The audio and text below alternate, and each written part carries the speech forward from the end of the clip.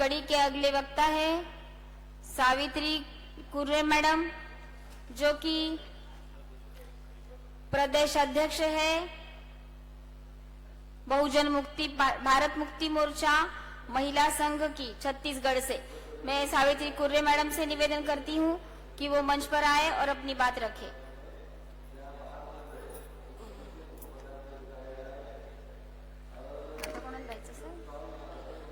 धन्यवाद संचालक महोदय।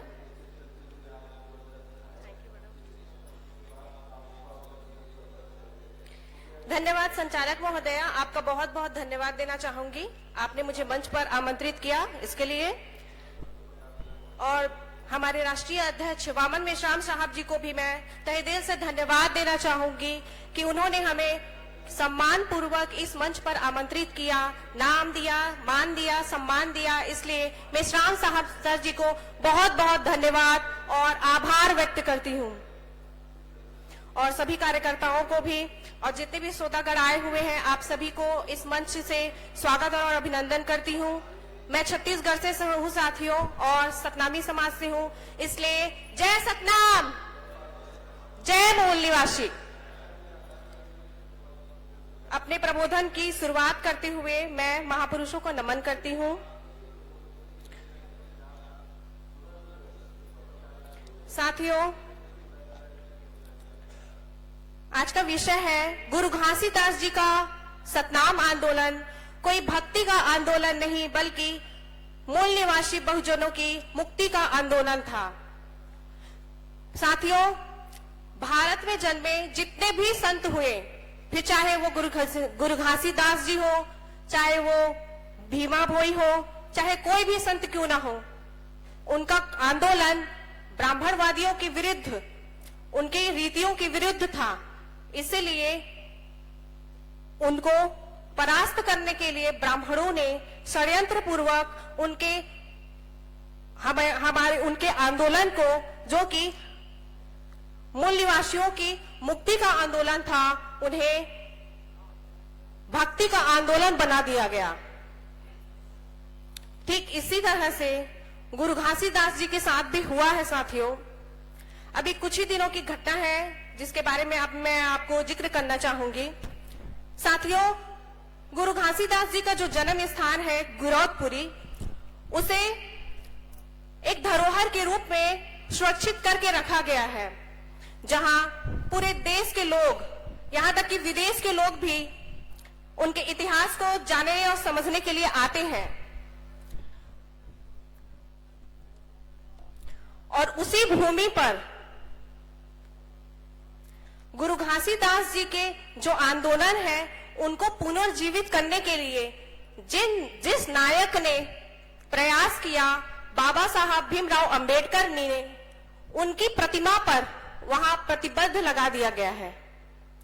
तो साथियों, ये हमारे लिए बहुत ही शर्म की बात है साथियों, कि जिन्होंने उनके विचारों को, उनके आंदोलन को पुनर्जीवित करने का कार्य किया, आज उन्हीं की प्रतिमा को वहां प्रतिबंध लगा दिया गया है।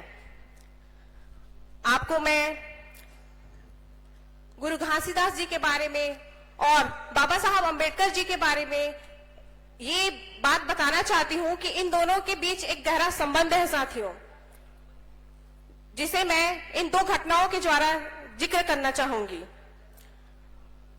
जैसे कि हमारे छत्तीसगढ़ के प्रदेश अध्यक्ष जी ने महोदय ने बताया, एक घटना यही है कि 1930 से 32 के दौरान लंदन में आयोजित गोलमेज सभा के समय बाबा साहब डॉक्टर अंबेडकर जी को सर्वप्रथम लंदन के संग्रहालय में एक अंग्रेज लेखक आरवी रसेल नामक लेखक के द्वारा सन 1916 में लिखित पुस्तक caste and tribes of central provinces में चैप्टर है सतनामी सेक्ट, जिसमें गुरु घासीदास जी के बारे में बाबा साहब अंबेडकर जी को सूचना मिलती है। उन्होंने पढ़ा और समझा कि छत्तीसगढ़ में भी जातिवाद के खिलाफ किसी तरह की आंदोलन हुई थी। आपको पता ही होगा साथियों कि बाबा साहब अंबेडकर किसी भी किताब को यदि पढ़ना शुरू करते थे तो उसे पढ़ के ही छोड़ते थे।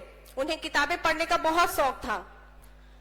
तो जैसे ही उन्हें गुरु घासीदास जी के बारे में, उनके आंदोलन के बारे में जानकारी मिलती है, उन्होंने दादा नकुल देव जी, जो कि उस समय छत्तीसगढ़ में जंगल बचाओ आंदोलन का नेतृत्व कर रहे थे, उन्हें बताया, उन्हें इस बारे में जानकारी दी, जिनसे प्रेरणा लेकर के गुरु घासीदास जी का सबसे पहले जयंती 1938 में मनाया गया। साथियों, एक दूसरी घटना के बारे में बताना चाहूंगी। चौथी पीढ़ी, गुरु घासीदास जी की चौथी पीढ़ी के बारे में बताना चाहूंगी, जो है गुरु मुक्तावन दास जी, जिनको बाबा साहब अम्बेडकर जी ने आजीवन कारावास से मुक्त कराया था, जिन्हें षड्यंत्र पूर्वक किसी हत्याकांड में फंसा करके उन्हें रायपुर जेल से नागपुर जेल और नागपुर से अमरावती जेल में शिफ्ट किया गया था, जिसे बाबा साहब अम्बेडकर जी ने छुड़ाया था। साथियों, तो इस तरह से बाबा साहब अम्बेडकर का गुरु घासीदास जी के विचारों को पुनर्जीवित करने में एक गहरा संबंध है। साथियों, इसे हमें समझना चाहिए, जानना चाहिए। साथियों, गुरु घासीदास जी का एक महत्वपूर्ण संदेश है। उन्होंने हमें संदेश दिया था, मनखे मनखे एक समान, जिसका शाब्दिक अर्थ है कि हर मानव एक समान है, फिर चाहे वो किसी भी जाति या समुदाय का क्यों ना हो। लेकिन आज के समय में हम देखते हैं कि छोटा छोटा जातिगत संगठन बना करके हमारे ही लोग छोटा छोटा जातिगत संगठन बना करके जातिवाद को बढ़ावा देते हैं। क्या ये सही है? बिल्कुल भी सही नहीं है साथियों, क्योंकि जाति गर्व नहीं है, गाली है।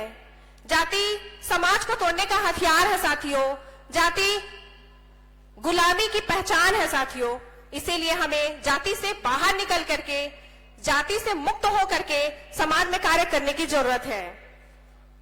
इसीलिए मैं आज इस मंच से सभी सतनाम भाइयों बहनों से ये अपील करना चाहूंगी कि जाति के बंधनों को तोड़िए, जाति से आगे उठ करके, ऊपर उठ करके सोचिए और संगठित होकर के कार्य करने की जरूरत है।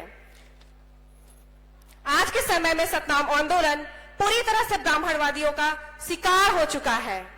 ऐसी स्थिति में सतनाम, जो कि एक स्वतंत्र परंपरा है, जिसे राष्ट्रीय स्तर पर संगठित करने की अति आवश्यकता है साथियों, जिसे हम जरूर पूरा करेंगे। ऐसी ही आशा विश्वास के साथ मैं अपनी वाणी को विराम देती हूँ। आप सभी ने मुझे सुना, इसके लिए आपका बहुत बहुत धन्यवाद, आभार। जय सतनाम, जय मूल निवासी।